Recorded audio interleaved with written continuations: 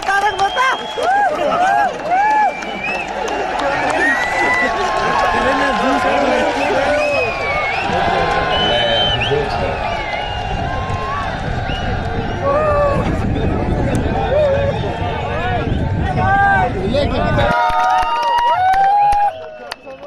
मुझे तो सुन लो, देखना क्या है, देखते तो रोज टीवी पे हो ही, आज सामने आ गए तो सुन लो। आते हैं, पहली बार मैं मारवाड़ की धरती पे पैदा हुआ, मेरे लिए सबसे बड़े गौरव की बात है।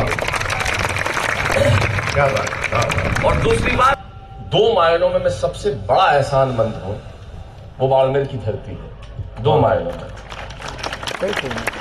और दोनों मायने मेरी जिंदगी के सबसे महत्वपूर्ण मायनों में से एक है। संजय, तुम्हें भी पता नहीं होगा ये, सत्यन जी, मैं इसलिए बाड़मेर की धरती का एहसानमंद हूं। इन दो धरतियों ने मुझे वो दिया जिससे मेरा जीवन बना।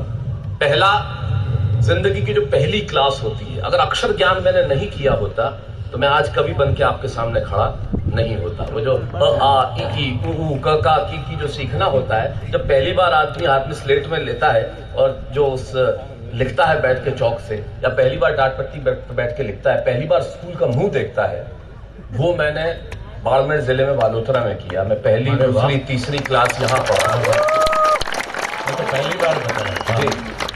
और दूसरी बात भी तुम पहली बार सुनोगे, जो मैं जिसके लिए बहुत ज्यादा एहसानमंद हूं। पहली चीज जिसने मुझे अक्षर ज्ञान दिया, वो बाड़मेर जिले की धरती।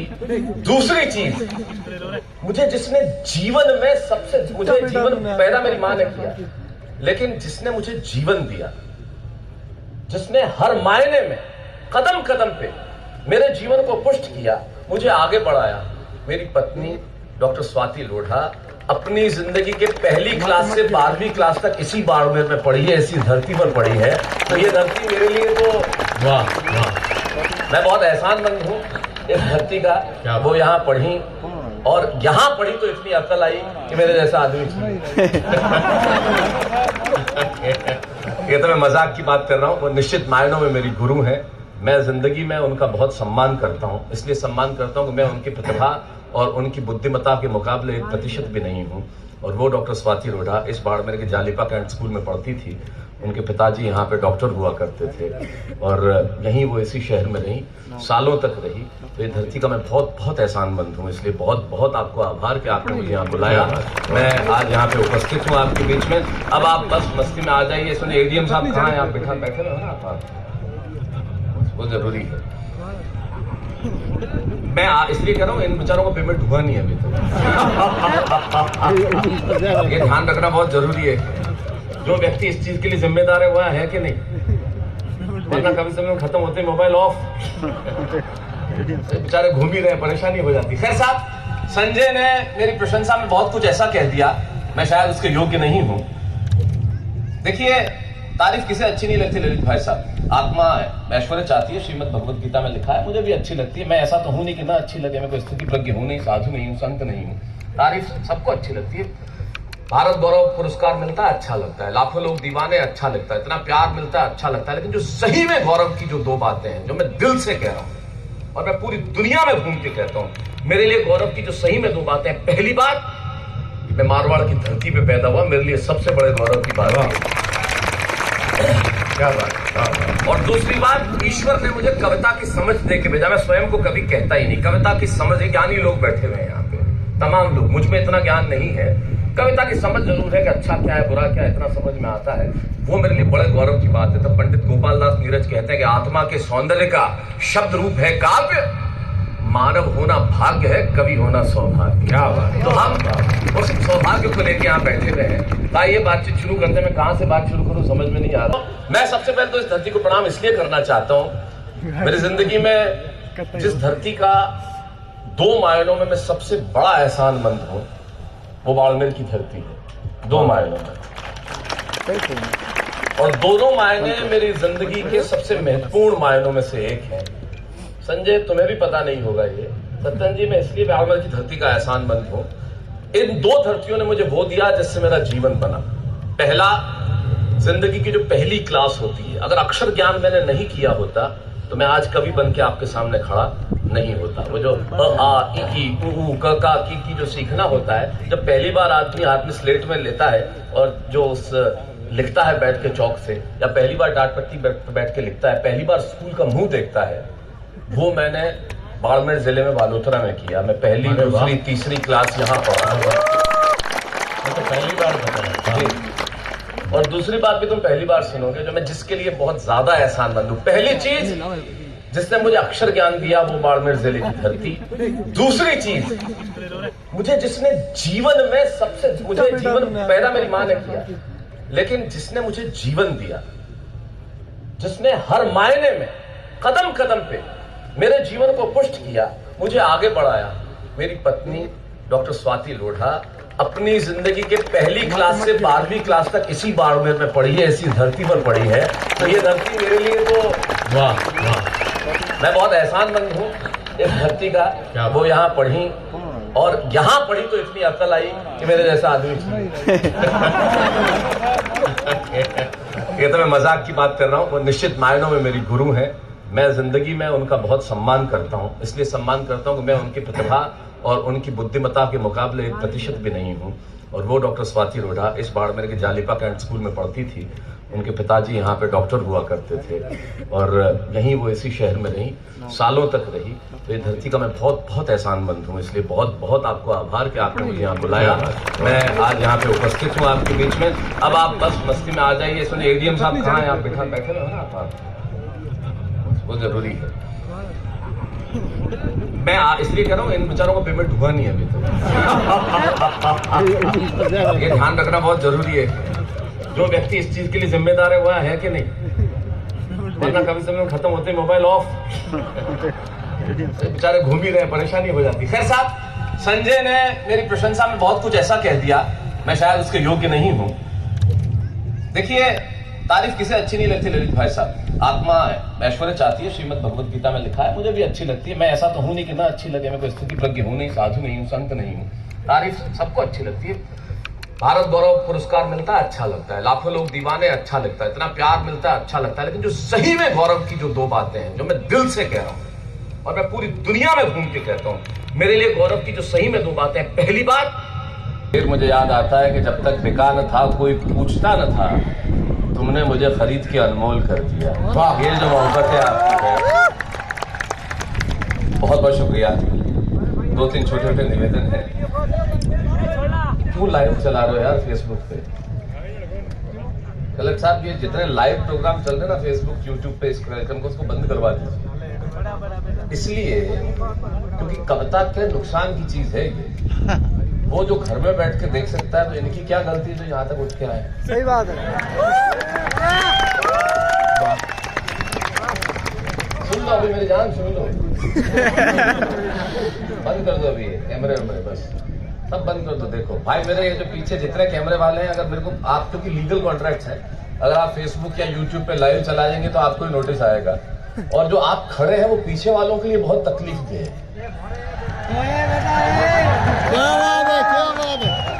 तो आपसे निवेदन है कि ट्राइपॉड अगर हटा के बैठ जाए और आप सुन लें मुझे, तो वो ज्यादा मजा आएगा। वो ज्यादा अच्छी बात, ईश्वर ने मुझे कविता की समझ दे के भेजा। मैं स्वयं को कभी कहता ही नहीं। कविता की समझ है, ज्ञानी लोग बैठे हुए हैं यहाँ पे, तमाम लोग। मुझ में इतना ज्ञान नहीं है। कविता की समझ जरूर है कि अच्छा क्या है, बुरा क्या है, इतना समझ में आता है। वो मेरे लिए बड़े गौरव की बात है। तब पंडित गोपाल दास नीरज कहते हैं कि आत्मा के सौंदर्य का शब्द रूप है काव्य, मानव होना भाग्य है, कवि होना सौभाग्य। क्या बात। तो हम उस सौभाग्य को लेके यहाँ बैठे हुए हैं। भाई, ये बातचीत शुरू करते हैं। मैं कहाँ से बात शुरू करूँ समझ में नहीं आ रहा। ये सब कवि सम्मेलन की और कला के विरोध की चीजें हैं। ये जितना सोशल मीडिया है, आप यकीन मानिए, मैं मोबाइल क्यों बंद करवा रहा हूँ? मैं फिर अपनी बात शुरू करूंगा। इतने हजारों आश्चर्यचकित हूँ कि इतने 25-50 हजार लोगों की भीड़ एक साथ अब तक अंत तक बैठी हुई है, एक आदमी नहीं हिला। इससे बड़ी हिंदी कविता की ताकत क्या हो सकती है साहब?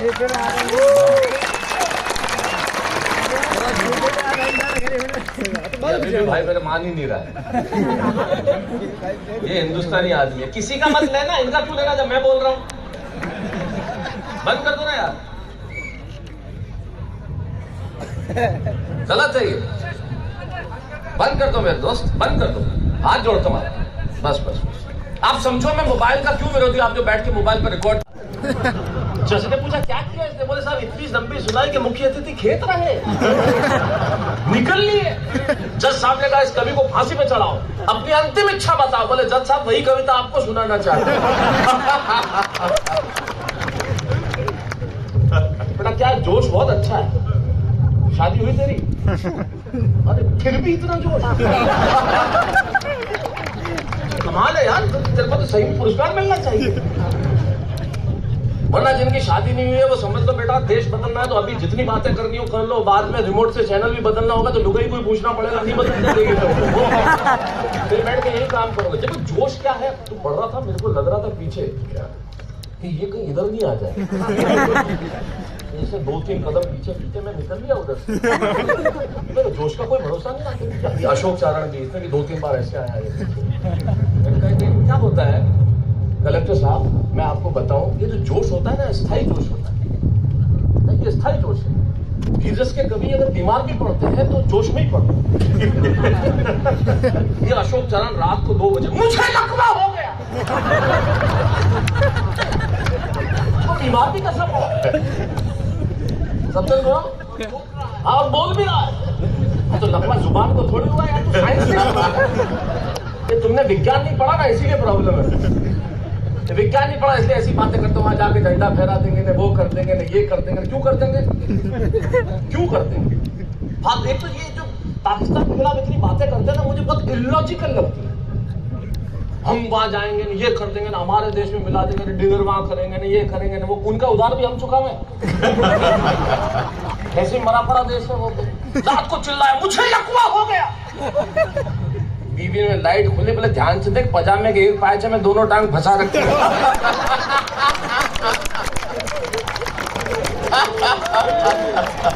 आप इस दृश्य को देखिए जॉनी, ऐसा ही लगता है। और उसमें पजामा चूड़ीदार। लकवा क्या आदमी जोश में आते हैं। ये बैंक में पैसे, ये शाश्वत बैंक में, सत्यन जी बैंक में पैसे निकलवाने गया। जोश तो स्थायी होता है ना वीररस वालों का, स्थायी जोश में गया।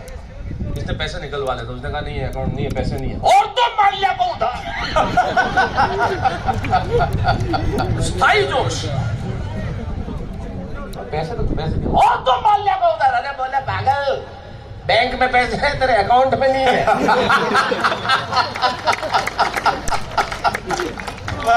क्या करोगे आप? शबीना जी तुम मुझे बेवफा कह देना, मैं मर जाऊंगी। हम मर्द जातियों का भरोसा मत करना, हम बहुत 2 कौड़ी के लोग होते हैं। हम जुल्फ की तारीफ में सारी रात गीत गा देते, सुबह दाल में बाल आ जाए मुंह पे खींच के मार देते हम।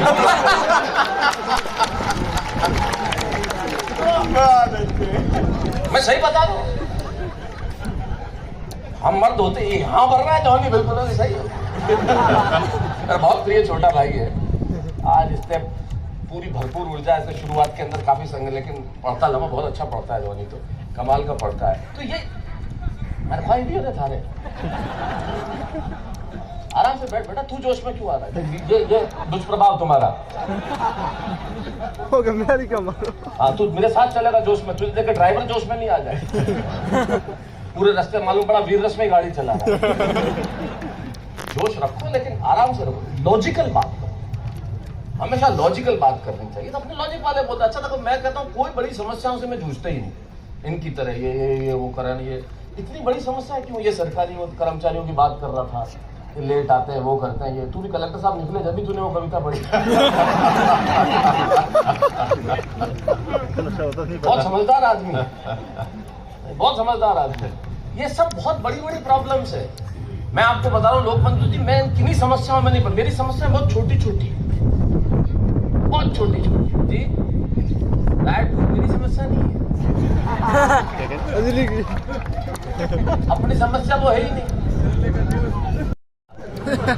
जज ने पूछा क्या किया इसने? बोले साहब इतनी लंबी सुनाई कि मुख्य अतिथि खेत रहे निकल लिए। जज साहब ने कहा इस कवि को फांसी पे चढ़ाओ, अपनी अंतिम इच्छा बताओ। बोले जज साहब वही कविता आपको सुनाना चाहते हैं। बेटा क्या जोश बहुत अच्छा है। शादी हुई तेरी? अरे फिर भी इतना जोश। कमाल है यार, तेरे को तो सही में पुरस्कार मिलना चाहिए। वरना जिनकी शादी नहीं हुई है वो समझ लो बेटा देश बदलना है तो अभी जितनी बातें करनी हो कर लो, बाद में रिमोट से चैनल भी बदलना होगा तो लुगाई कोई पूछना पड़ेगा, नहीं बदलने देगी तो फिर बैठ के यही काम करोगे। देखो जोश क्या है, तू पढ़ रहा था मेरे को लग रहा था पीछे क्या कि ये कहीं इधर नहीं आ जाए, जैसे 2-3 कदम पीछे पीछे मैं निकल गया उधर से।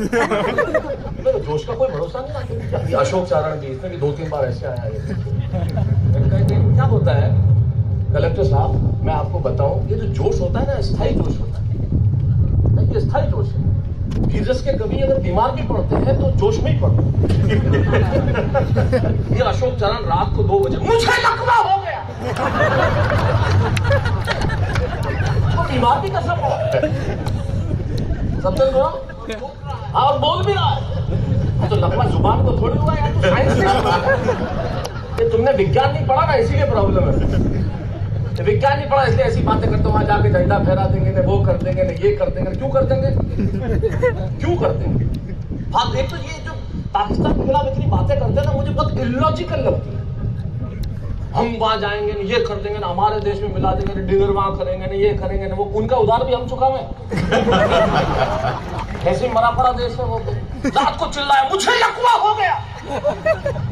बीवी में लाइट खुले, बोले ध्यान से देख पजामे के एक पायचे में दोनों टांग फंसा रखे।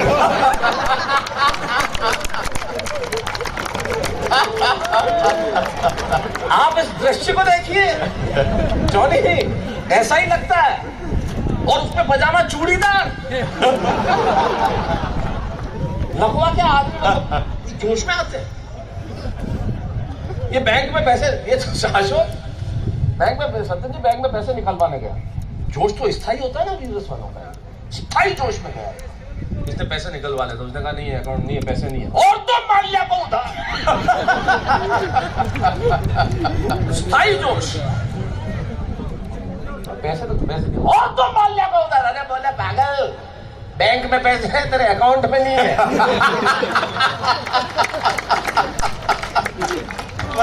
क्या करोगे आप? शबीना जी तुम मुझे बेवफा कह देना, मैं मर जाऊंगी। हम मर्द जातियों का भरोसा मत करना, हम बहुत 2 कौड़ी के लोग होते हैं। हम जुल्फ की तारीफ में सारी रात गीत गा देते, सुबह दाल में बाल आ जाए मुंह पे खींच के मार देते हम।